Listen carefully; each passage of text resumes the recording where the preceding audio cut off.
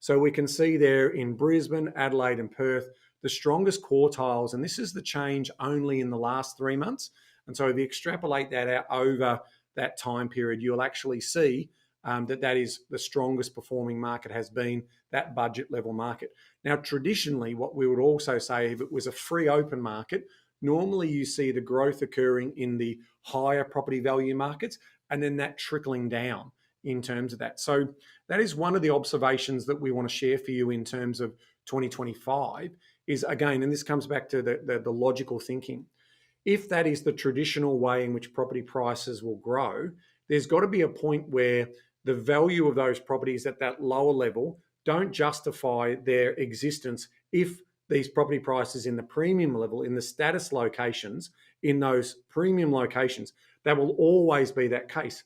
So in 2025, one of the things that's going to be more challenging is where does the market go, and will it have the same sort of level of growth given that differential has shrunk a bit because those bottom level markets are coming up. And by way of example, if we actually have a look at the performance of that lower end market, what we saw was that lower quartile grew by 9.4% compared to the top quartile, which only grew by 1.5%. And so equally on the states where they actually declined in value, you'll see that first quartile declined the least. Yes. And so normally what you'll see is in a classic sort of standard market without any market manipulation, which gives us these unintended consequences, you would normally see the higher value markets move forward and then ultimately then middle markets and then the lower markets catching up. And then what you normally then see is a little bit more volatility in those higher end markets, because at the end of the day, we are talking in the millions of dollars. And so when things are going well for businesses and share prices are going well, there's a lot of demand for those. But obviously when economic downturns occur, those markets are a little bit more susceptible in terms of range and volatility compared to the bottom end of the market. Now that rings true for our capital cities. That doesn't ring true for our regional market or our lifestyle markets. Those regional markets and lifestyle markets, which aren't close to a capital city centre, they also have a lot of volatility, and that's driven by the short-term demand and supply, which can sometimes have irrational versus rational behaviour. So what we have seen is record levels of spending by governments, and that has created this higher employment level than we've seen before. So that was really important. What we also saw is consumer spending. So per capita consumer spending definitely declined because obviously the amount of household income that we had was reduced by the higher interest rates for those households that had mortgages. Around 50% of Australian households had that. We didn't see a recession, so we got that right.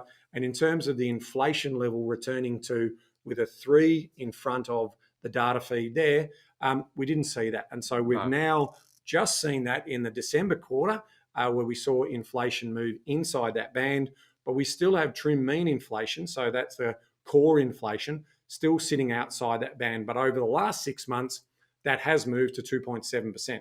So, that's exactly why we saw the rate cut that we saw in February from the RBA. In terms of the derailers, we did have some predictions around, moving off that base case. The biggest one was domestic politics and government spending. So we had a lot of elections, and normally during election times, we see a lot of government spending. So we've got record spending across the government, and which we'll talk about more about. So that was, again, one of the things that elevated the unemployment story. And that has obviously been the reason why we've had inflation remaining stickier than what we predicted. That said, we still saw those better performing markets, and those markets that we did predict that would do quite well, such as Perth, Adelaide, Brisbane. They did do well. The markets that we said were challenged, which was Melbourne, Sydney, did better than we expected, again, off the back of strong employment, but also those other markets such as Hobart and Canberra also didn't perform as we predicted as well as that.